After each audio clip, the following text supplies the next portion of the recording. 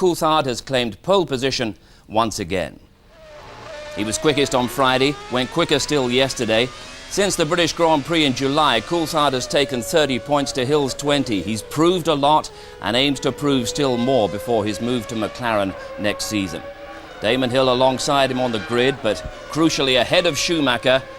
But it's David Coulthard, his teammate, on pole. The way things are at the moment, you could finish second in the World Championship. So I guess there's no question at all of you deferring to Damon Hill. No, I think we go out and we race, and I think Michael now pretty much is going to be world champion. He only needs 3 points. It's still possible that Damon could win it, but I want to go out there now and just race and try and win races, and hopefully try and beat Damon in the championship. Now, the car looks good, and you're certainly good. How realistic is another win tomorrow? I think it's possible here. To have pole position is an advantage for sure. And we've also managed to keep a hold of some tyres, so we have a couple of new sets of tyres which will help us in the race itself. I know Damon is in the same position, and Michael's actually slightly better off, but starting from pole, it gives me an advantage, so I think it's possible. Coulthard on pole position for the fourth consecutive race. This is Olivier Panis as we join the scenes live on the grid at Aida. Schumacher could take the world title today. Benetton could win the Constructors' Championship, but there are still so many side issues bubbling away in this fascinating Formula One season. So the Pacific Grand Prix is round 15 of the championship, and live in Japan we'll join our commentary team of Tony Jardine, Jonathan Palmer and Murray Walker. 12 minutes to 2 at Aida in Japan. The temperature is 21 degrees. The skies are blue and the prospects are absolutely terrific for this race on this circuit, which was built for the personal pleasure of Hajime Tanaka, the multi-millionaire in Japan who spent £61 million building it. It's a long, long way from anywhere. The nearest major city is Okayama, and this race was postponed from April for 6 months after the dreadful Kobe earthquake, which destroyed the communications and which have now been rebuilt. And now, a week before the Japanese Grand Prix, we have the Pacific Grand Prix, 83 laps over this 2.3 mile circuit, and what prospects there are. Because David Coulthard, the man who won his first Grand Prix in his first full year of Grand Prix racing in Portugal this year, starts from pole position for the fourth time in succession, for the fifth time this season, and is determined to get his second win here, even though he knows that by so doing he might deny his teammate Damon Hill the vital World Championship points that Hill wants. It's the fifth Williams front row of the grid this season, because Damon Hill is just about a car's length behind Coulthard on the staggered grid, starting from second position, 3 times a winner this year. And to complete the lineup of the top 3 men in the World Championship in the top 3 places on the grid, there is Michael Schumacher, 7 times a winner this season. Just 3 more points here would make him the world champion for the second year in succession. So you have 3 very, very determined men, all bent on winning this race here today, up at the front of the grid. And in fourth position is Jean Alesi in the Ferrari, the man who won his first Grand Prix in Canada. As you can see, despite the fact that it's very difficult to get here, a very sizable crowd, and there, in pole position, a remarkably calm and relaxed David Coulthard, 24 years old. This is only his 23rd Grand Prix.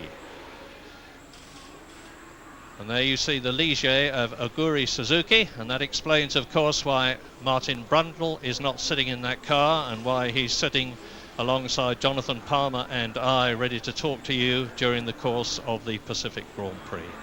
So 24 cars on the grid. As usual, the grid is backed up by one of the Pacifics, in this case Bertrand Gachot, who returns to the Pacific team, and there are other new competitors.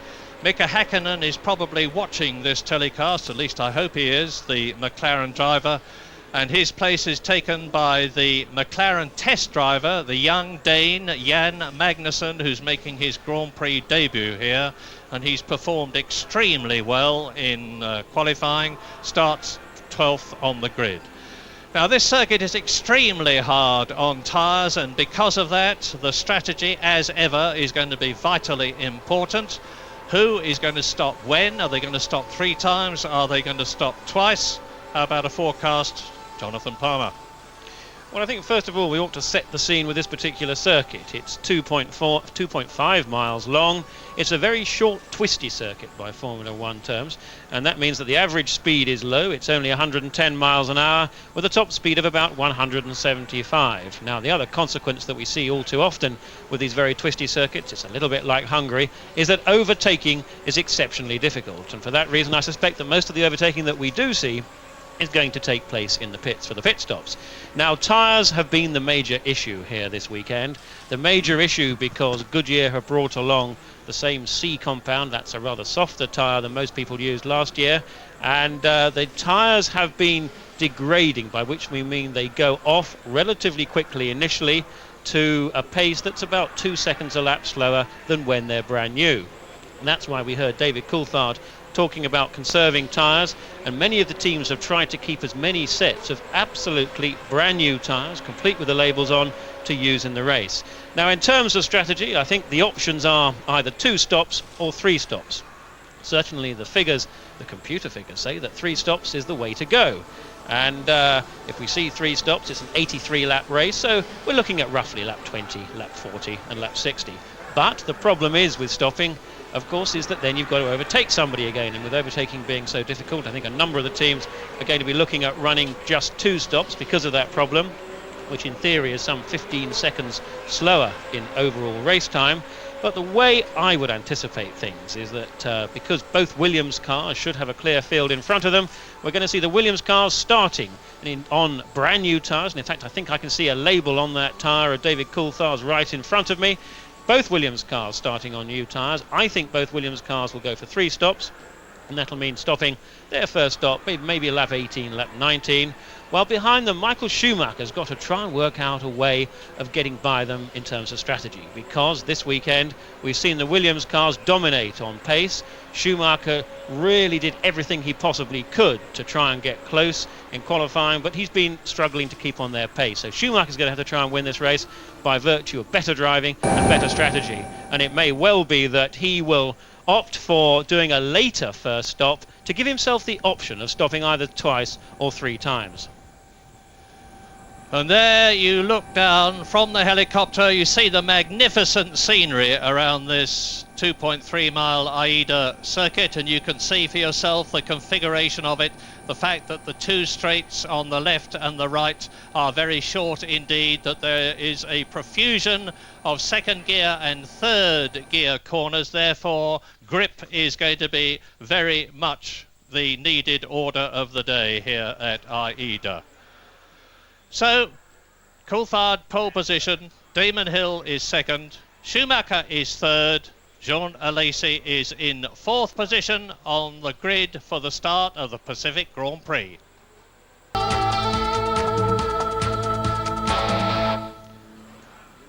5 minutes to go, and Damon Hill is on the dirty side of the track. He's on the right-hand side of the track as he goes into the imaginatively named first corner, which is the right-hander, which leads down towards the Atwood curve, which is one of the 3rd gear corners on this track. And so Damon has got a distinct disadvantage in comparison with David Coulthard, who is on the left, the cleaner side of the track, and notably Michael Schumacher, who starts behind David Coulthard in 3rd position on the grid. There's the confirmation, all Williams front row for the start of the 83 lap race. Schumacher and Alesi, the Benetton and the Ferrari, then the 2nd Ferrari of Berger with Eddie Irvine, an excellent 6th, the man who's going to be driving for Ferrari next year. Johnny Herbert looking for points, 7th alongside Fredson, gone extremely well in the Sauber and was quick in the warm-up this morning. Olivier Panis in the Ligier, and there is Magnussen starting 12th for his first Grand Prix. Those are the quicker men, because those are the top 7 rows. Now we come down towards Bouillon in the second Sauber Ford, and the 2 Tyrrells who are starting together from the 9th row of the grid. Gianni Morbidelli is replacing Max Papis. He's come back into Grand Prix racing, the Italian. And at the rear of the grid, you see Andrea Montemini in the Pacific and his teammate returning to Grand Prix racing, the Belgian Bertrand Gachot. Now, the configuration of this circuit is that they come down a 175-mile-an-hour straight into the first corner, then into a sweeping left-hander. Dropping downhill, there is a bit of gradient, and as you see, 27 points between Hill and Schumacher, only 12 points between Hill and Coulthard. And for that matter, the 4th equal of Johnny Herbert and Jean Alesi is only 3 points behind David Coulthard in the Drivers' Championship. Benetton lead Williams by 20 points, so all sorts of things could happen here at Aida today. And a quick word from Tony Jardine in the pit lane. I'm still actually alongside Michael Schumacher's car on the grid. Now, he had a problem when he came on the grid. It was definitely an engine-related problem. Ross Brawn called all the technicians around, including the Renault men, and they've been fiddling with the computer at the side of his car up until 5 minutes ago. All seems calm now, but watch out, there could be some problems with Schumacher's engine, which would be to Hill's advantage. And listening to talk of tyres, we can confirm that Michael Schumacher has 3 fresh sets of tyres left. Damon Hill and David Coulthard have 2 fresh sets, whereas Jean Alesi only has 1 fresh set left, and Jonathan would like to comment on that. Yes, the important thing there is that they do have as many, as Tony was saying, fresh sets. That means absolutely brand new sets. That is an advantage over running a tyre that's even done just 3 laps. So Schumacher being the canniest so far, Williams being pretty good, whilst Ferrari are once more going to have a bit of a struggle. And this morning, Michael Schumacher went off the track and damaged his race car, tore off the barge board, part of the aerodynamics on the left-hand side of the car. The handling of the Benetton all this meeting, and particularly this morning, has been incredibly nervous. That's the way Michael Schumacher likes it, but 83 laps here at Aida is not something that I would be looking forward to if I was in his position. But he's determined to get the last ounce of performance out of that car. It's been repaired. He decided that he would go out in the repaired race car rather than in the spare car. And when this parade lap starts, as it will be doing very shortly, David Coulthard is going to be very, very careful. Remember, he's already in the last few races been off twice before the race even started, starting in the Italian Grand Prix in Italy at Monza. So he's going to be leading them round, the 24 competitors, on that parade lap very, very carefully indeed. It's his responsibility to take them round, to make sure that the speed is appropriate, so that when he comes up to his position on the starting grid...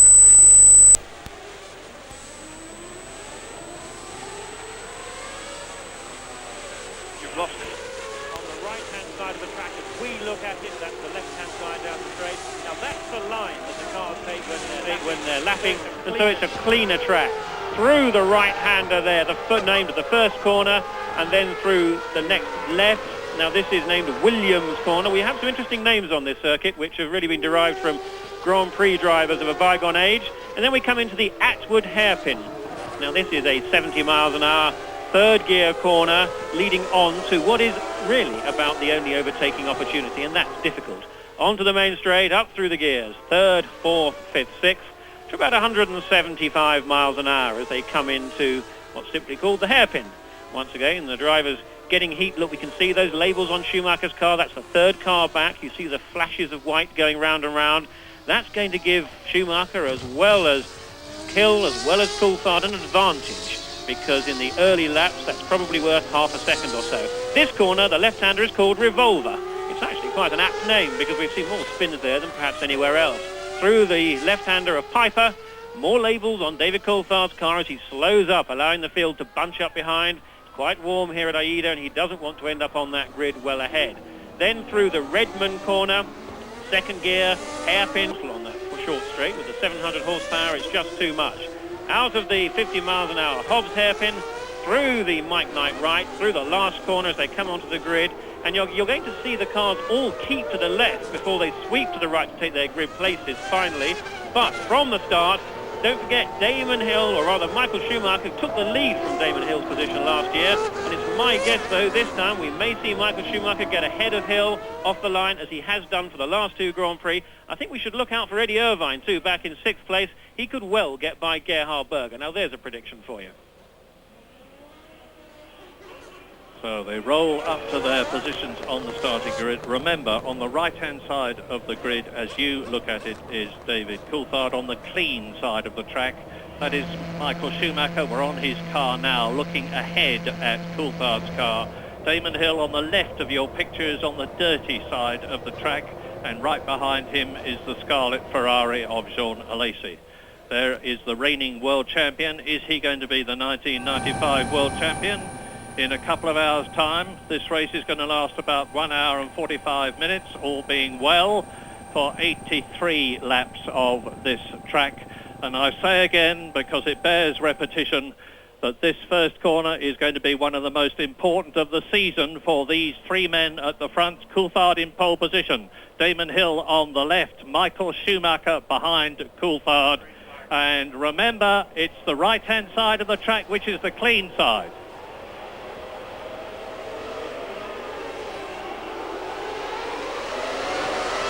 And Coulthard leads. Damon Hill slots into second place. Michael Schumacher looks as though he's trying to drive round the outside of him, but does not succeed. But the Ferrari of Jean Alesi comes through from 4th on the grid. And there, Damon Hill drops back. Well, Damon Hill there giving Eddie Irvine a tap on the front. I think Hill just didn't appreciate that Irvine was going to slow up at that point. It probably hasn't done any damage to the cars, I don't think, as Katayama comes in for his first stop, lap 24 for him.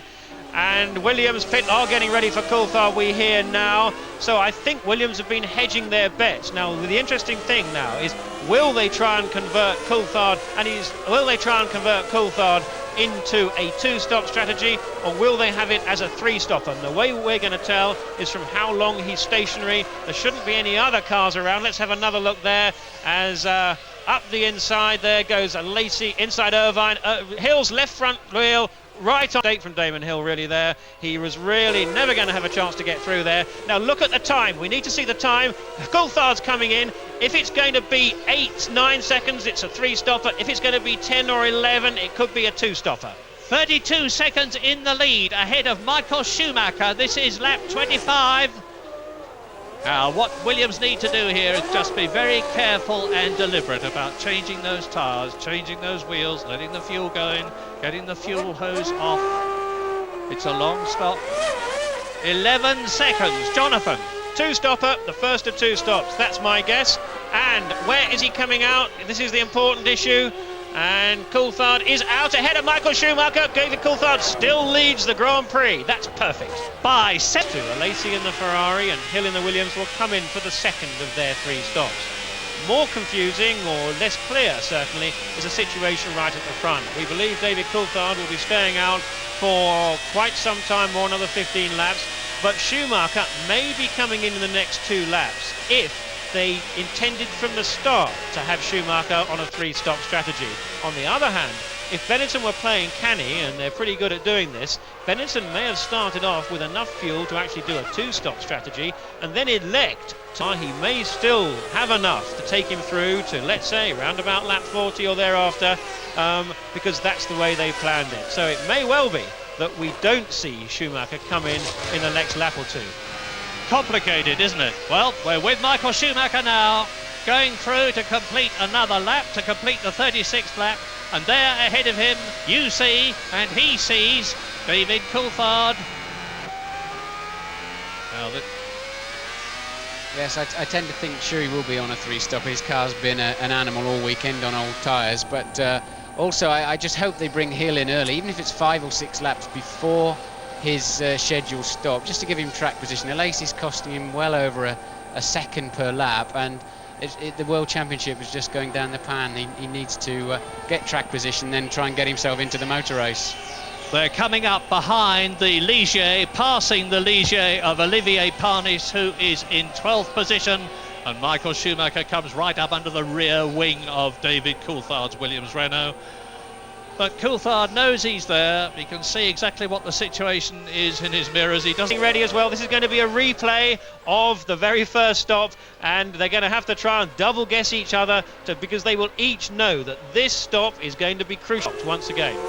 And you're looking at Rubens Barrichello as into the pits comes Damon Hill. Now, where is Jean Alesi? Yes, Alesi hasn't come in. He's gone round. That's a pity for him. I mean, Ferrari are asleep there. They're one lap too late because Alesi can hold Hill all the way into his box because his garage is before Hill's. He's lost that advantage. Now Damon should be able to get ahead of him on the racetrack. Here is Damon Hill's second stop. Schumacher has stopped twice. It's a nice clean stop. Out he goes. Well, Johnny Herbert comes in for his second stop as well. 9.6 on that for Damon Hill. Now that was not, to my mind, a particularly quick stop. Now I think that's played into the hands of Ferrari a bit because Ferrari can see now how short they need to keep Alesi in the pits to make sure they get Alesi out ahead of Hill once again. And that sort of stop, the 9.6 seconds for Hill, was quite a long time car to keep him ahead. And you're looking at Michael Schumacher. You were coming through to complete his lap behind David Coulthard, and now we see the Ferrari of Jean Alesi, and Michael Schumacher's just made the fastest lap of the race as into the pits comes Alesi, and the gap between Schumacher and Coulthard on lap 41 is 18.18 seconds. Alesi stopping from third position. Berger's got ahead of Hill to fourth on account of Hill's stop. So this is a crucial stop for the Ferrari team and for Jean Alesi. Can he hold the position that he had ahead of Damon Hill? He's a half a second faster than Damon in the pit stop. It's all down to now how fast was Damon on his outlap, and I think he's just gone past. And Damon Hill leads, having stopped once. You're looking at Michael Schumacher, second, having stopped twice. Gerhard Berger and Jean Alesi and Damon Hill and Johnny Herbert are the next four. And that is an Arrows stopping, but which one it is, whether it's Inoue or Morbidelli, I know not until a crash helmet or a number appears which I can identify it with. If it's Inoue, of course, it will be a pity for Japan and for him because this is his home Grand Prix. But as you watch that, it's Inoue. There we are, Taki Inoue from 18th position out of the race, lap 42. Coulthard leads Schumacher by 17 plus seconds. Berger is third, and that is that Schumacher is ahead of Damon Hill in that vital second place. And Damon has certainly got it all to do. Sixth is still Johnny Herbert, higher in the race than he was on the grid. And you look now at Coulthard, who has lapped Ruben, is sixth in the Benetton. Gerhard Berger and Jean Alesi fifth and fourth in the Ferraris. Damon Hill is in third position. There is the race leader, David Coulthard, and he is now 14.5 seconds ahead of Schumacher, who is consistently, or has for the last 3 laps, been taking a second a lap out of David Coulthard's lead. Yes, Murray. David, I hope they're on the radio to him because he's losing this race as we speak right now. Michael, they've both got one stop left to do. Schumacher's just taking loads of time out of him every lap, and he's going to feel comfortable. He's led the thing so supremely, but he's losing this race, and they need to be on the radio to him now to get his welly down a bit. Well, once again, you have to say that the ability of the Benetton tacticians, led by Ross Brawn, Pat Simmons, and of course the driver himself, everybody else is concerned, who sits down and tries to work out how the race is going before it even starts, has proved superb. Because Coulthard is in that, Schumacher is in that strong position as we ride with Gerhard Berger. This is the Ferrari. It is in 5th position, and we're going through. It's the second of 2, and rather long to be the second of 3.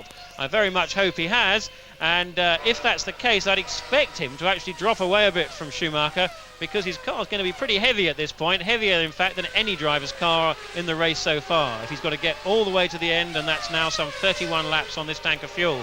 The other problem of that strategy is that towards the end of that, he will, towards the end of the race, the last 10 or so laps, he's going to be really struggling because the tyres are going to be in pretty poor shape. But he will be ahead, because at the moment Michael Schumacher is only 13.8 seconds ahead of David Coulthard. I think Schumacher will need to make his final stop in 8 laps time. Now that's certain to put him behind Coulthard, so the question is, can Coulthard hold off Schumacher, who will undoubtedly be quicker in the closing 10 or 15 laps of the race? Now, I understand you've lost pictures. I'm delighted to tell you that we haven't. We've got enough problems here without losing pictures. And we're watching the fastest man on the track, who is Damon Hill. And he's just lapped 1.5 seconds faster than Schumacher. He has just lapped a second faster than David Coulthard. Hill, who is in 3rd position. You've got pictures back, I believe. You're looking at Eddie Irvine in the Jordan coming in from 8th position. And just to bring you back literally into the picture, Michael Schumacher on lap 54 out of 83 in the Pacific Grand Prix is 15, nearly 8 seconds behind Schumacher. Johnny Herbert is still in the points. Both Benettons in the points, both Williams cars in the points. The Benettons of Schumacher and Herbert 1st and 6th. The Williams of Coulthard and Hill 2nd and 3rd. And in those 4th and 5th places, the 2 Ferraris of Berger and Alesi. Team being able to optimise their situation and get ahead of Alesi and Hill in the early stages. But to give us an example of just how efficient they are, with Schumacher's pace on entry into the pit lane, how fast he gets coming out of the pit lane, and also, of course, fundamentally how slick the Benetton team are. If we look again at this length of time that the leading drivers were in the pit lane on that final stop, when we know they would all be putting in the same amount of fuel, roughly 55 litres. Damon Hill was 25.7 seconds, start of the pit lane to the end, to include the stop. Jean Alesi, 25.3. Gerhard Berger, 26.4. But Michael Schumacher, 24.2. He gained 1.5 seconds on Damon Hill for the same amount of fuel going in the car. Riding with David Coulthard, who is about to lap Johnny Herbert, who is 6th. If Michael Schumacher gets out of his car at the end of this race without a bead of sweat on him, I'm going to go and slap him personally. He will, Martin, he will, he always does, and he will bound about on the podium the way he always. 2nd place of the year, having already finished there in Brazil and Germany and Hungary. It means that the gap between Hill, who is 2nd in the World Championship, and Coulthard, who is 3rd, is going to have been reduced by 2 points from 12 to 10, assuming that they stay in 2nd and 3rd places. It means to say that Damon Hill, who will have lost the World next weekend, and then the Australian Grand Prix in Adelaide on November the 12th, further to close the gap on the grid. And the way Coulthard has driven in this race, he can do that. Martin. Yes, I mean, Michael's just enjoying himself now. He's just done a lap that's 2/10 of the fastest lap of the race by him, and he's just really enjoying himself. He's not easing off, he's not thinking about his championship, just like when he went around the outside of Alesi in the Nürburgring. He's just really enjoying himself. And indeed, you do have to wonder why, when Schumacher and the Benetton team have failed to be on pole position so often this year, that they can be winning Grand Prix so often. 7 wins for Schumacher this season, about to become an 8th. And I think looking at the reasons for it, it does seem that the Williams car is frankly the quicker car. And the reason that Schumacher and Benetton are winning Grand Prix is because Schumacher is frankly the faster driver. He's not just faster, he's also more consistent. He's able to keep right on the limit for longer. He doesn't tend to make mistakes, and he's able to think in the car as well as drive, and to coordinate with the Benetton team, who are really sharp, to make the best possible use of their equipment to get out and win Grand Prix. And it really is what a privilege to look at this operation being so effective. And thinking that this chap, as one of the Jordans pulls off, it looks like Rubens Barrichello, I think, there. Or perhaps a problem with the Peugeot engine, as we've seen so often this year. But Schumacher bogged down in 4th, 3rd place on the grid. You know, it really looked to be yet another race that should have gone Williams' way, and it hasn't. And very worrying for Damon Hill, of course, who, as I said earlier on, has been under all sorts of pressure here about his driving and about his ability to win the World Championship after the previous races, and particularly what happened in the Grand Prix of Europe. He's going to have been comprehensively beaten by Michael Schumacher and David Coulthard, because he's now 54 seconds behind the race leader Schumacher. He's 42 seconds behind Coulthard as you watch this replay of Rubens Barrichello retiring from 9th position on lap 69 and very sadly walking away, leaving his teammate Eddie Irvine still in the race in 8th place. That's Schumacher. Yes, Jordan continued to have a lot of problems, or perhaps not a lot, but quite a from that. But let's not forget that Schumacher is the one that's been held up because of this traffic, and that in turn will afflict Coulthard in probably another 3 laps' time, when the gap will then expand again. Yes, I think that'll give David a bit of some spirit. He's going to have to get past those back markers too, as you rightly say. But Schumacher's coming up behind the 2 McLarens, and Magnussen's going to want to be pushing Blundell as hard as he can for his own reputation, as Eddie Irvine looks as if he's dropping out of the Grand Prix, and Blundell's sure as hell not going to want to let him pass, so that could be difficult for Schumacher. Is this going to be? Yes, yet again both Jordans are going to be out of the race. Barrichello has retired 7 times this year. Eddie Irvine has retired 7 times before this race, so it's going to be 8 times for both drivers. It looks to me as though he's got a right rear puncture. Yes, he has indeed got a right rear puncture, and he's going to be nursing that back to the pits. Martin, this was something which afflicted you back in Monza, if I recall correctly, and in that case you didn't manage to get back to the pits without too much damage being done. Yeah, but Eddie's tyre's only flat at the bottom. Mine came off the rim altogether. Yours was flat at the top as well, Martin. So lap 75 into the pits. No laughing matter for poor Eddie Irvine, who I remind you goes to Ferrari next year. Yes, Murray, you're obviously more technical than we thought, as Eddie Irvine comes in for a new right rear on that Jordan. That's going to put him back behind back behind Magnussen and Mark Blundell. You'll notice, incidentally, that he comes into the pits. He's got the high forward mid-wing. Same sort of idea as McLaren pioneered, to a lot of derision from a lot of people on account of its ugly appearance. But Gary Anderson and the aerodynamicists in the Jordan team obviously think the idea is worthwhile. Eddie Jordan used it in this race. Rubens Barrichello did not. He had a different rear wing to try to give him the same effect. We're on lap 76 now with Michael Schumacher between the 2 McLarens, the 2 battling McLarens. He's passed Magnussen, and it looks to me as though David Coulthard is making, understandably, the producer is watching Michael Schumacher on his 80th lap out of 83, but his teammate Johnny Herbert is on a superb charge in the 2nd Benetton.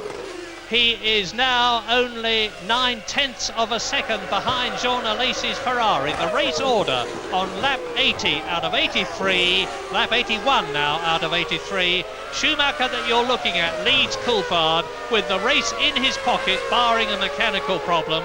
He's 11 seconds ahead of the Williams. That a second, 7/10 of a second ahead of Johnny Herbert. So if the producer can hear me, and he can't, it would be nice to be able to see the battle between Jean Alesi and Johnny Herbert. So Michael Schumacher now close to taking his 8th win and of course the World Championship, and it's been another superbly professional effort both from Schumacher and the Benetton team throughout practice, perfecting the setup of that Benetton car. At the start from 3rd position he got bogged down a bit. Hill pushed him wide quite legitimately. Schumacher down in 4th place, but he fought back. The Benetton team made great use of the pit stops to leapfrog Schumacher ahead of both Hill and Alesi, who he was following in the early stages, and that was the turning point of the race. Schumacher went off then on his 3-stop strategy and has driven superbly.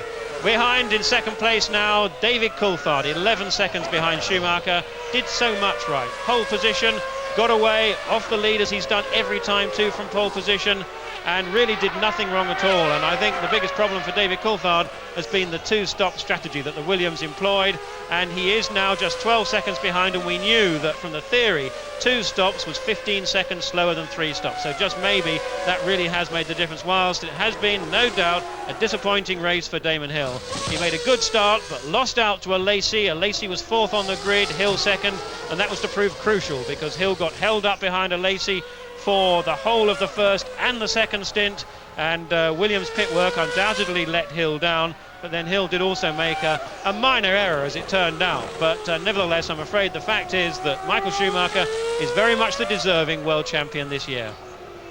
He's on his 82nd lap out of 83, but just to bring you into the picture, Johnny Herbert is now right under the rear wing of Alesi's Ferrari, or was as they passed the commentary box, and now Michael Schumacher enters the 83rd and last lap of the Pacific Grand Prix at Aida. He won in his inimitable style from the lights to the checkered flag last year. It hasn't been as easy a victory this year, but in many ways it has been even more meritorious because he's had to fight his way through the field. He's proved yet again that the strategy, the strategic thinking of his team in alliance with himself, his driving ability and the Renault V10 engine is making him the class of the field. He's just a few hundred yards away now from clinching his second successive World Championship. He won in 1994, he's going to win again in 1995, both the race and the championship.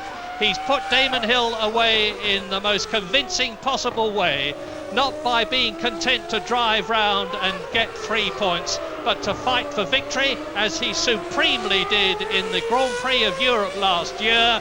So Michael Schumacher enters the last corner of the last race of the last lap to win the Pacific Grand Prix in Japan and to become the world champion of 1995. The Benetton team, of course, are ecstatic. David Coulthard is going to take second place, a worthy second place. He's lost to, frankly, a better driver, a better combination of car and driver. He crosses the line in a worthy second place, and now we wait roughly half a minute for a sadly, thoroughly vanquished Damon Hill, who entered this race 27 points behind Michael Schumacher and has lost the championship to him here. I wonder if that's a very emotional Michael Schumacher inside that crash helmet. The fist hasn't come out of the cockpit at all, and that's very unusual for him.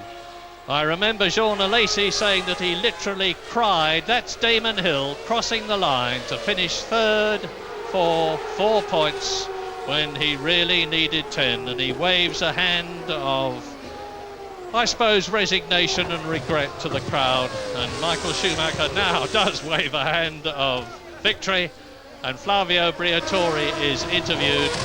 And the Pacific Grand Prix, the second race that's been held at this privately owned circuit in excellent weather, has been won by Michael Schumacher from David Coulthard. Benetton beats Williams. Damon Hill loses the World Championship but takes third position. The two Ferraris of Gerhard Berger and Alesi finish 4th and 5th. And Johnny Herbert in the second Benetton takes 6th place and increases his team's lead in the Constructors' Championship over Williams. And Benetton and Schumacher's performance really does give the lie to the notion that all you need to have in Formula One is the fastest car, and if you've got the fastest car you're going to win Grand Prix and win the World Championship. The Benetton hasn't been the fastest car this year, I'm pretty sure of that. It's been the Williams car, and Schumacher has made the best possible use of it. He has been at least a second faster than his teammate Johnny Herbert most of the year, and that really is a remarkable advantage. But then the team too have made use of a car which they, by their own admission, know is not as good as it could have been. With this superb strategy, the tactics, they really do make the very best use of the package from every area: driver, setup, and strategy too. And I'm quite sure that next year, when of course they won't have Schumacher, they're going to have Berger and Alesi, who I think will probably benefit from the more disciplined approach that Benetton will provide them. I'm sure they will have learned this year too from the Williams car, and I think they're going to be quite a threat next year too. While Schumacher, of course, will be very much that with Ferrari. The new V10 engine has been going very well in testing, but he is world champion. The team are ecstatic. And so is Flavio Briatore. Well, he's done it. His 8th win, he won in Brazil, in Spain, in Monaco, in France, in Germany, in Belgium, at the Nürburgring, and now here in Japan. Michael Schumacher is the world champion of 1995, as he was the world champion of 1994. And no further proof is needed that he is the best driver of his day, and that in combination with the Benetton car, the Renault engine, and a superb team and strategical thinking, he is a very, very difficult, in some ways near impossible man to beat. And as I've said before, how wonderful it is to see somebody who has done well in a Grand Prix and is not ashamed to show it, to smile, and when he gets onto the podium, I'm sure he will be throwing his arms out to the crowd. There we are, look at that. The pride of Germany, and rightly so. And that really does just illustrate the difference, as David Coulthard magnanimously congratulates Schumacher on his win here and the championship. Schumacher, to all intents and purposes, had won this championship after the last Grand Prix. But 3 points away is still 3 points away, and you haven't done it. Now he's done it, and the writing of exhilaration and of euphoria is all over his face, and that's so wonderful too. Now, Damon Hill is just taking his helmet off. I'm sure he'll be through shortly to congratulate Michael Schumacher. Excellent sportsman that he is.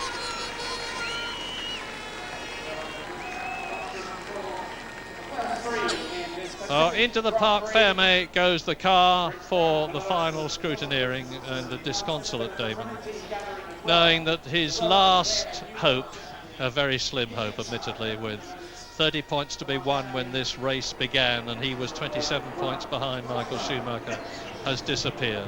He lost the World Championship in the last race of the series to Michael Schumacher, with that controversial coming together at Adelaide and the Australian Grand Prix last year. And this year, well, Michael Schumacher took the lead in the championship immediately in Brazil after the contention about whether the right fuel had been used had been resolved. Damon Hill took the lead in the championship at the San Marino Grand Prix.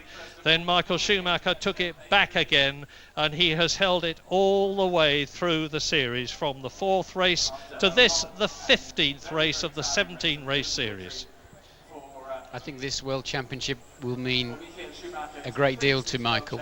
I think he felt very much that the championship he won last year was under a cloud and discredited in some ways by for all kinds of reasons, and I think he'll put a lot of those things to bed now, and he'll be very, very happy with that.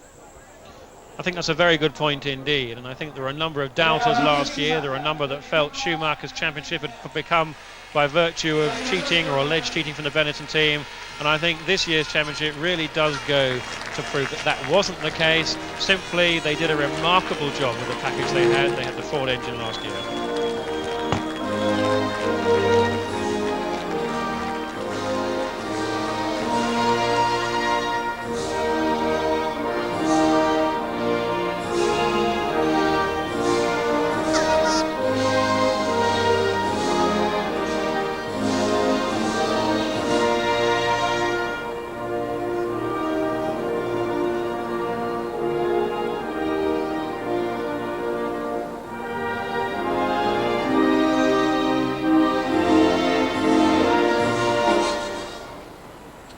And now the anthem for the winning constructor, Benetton.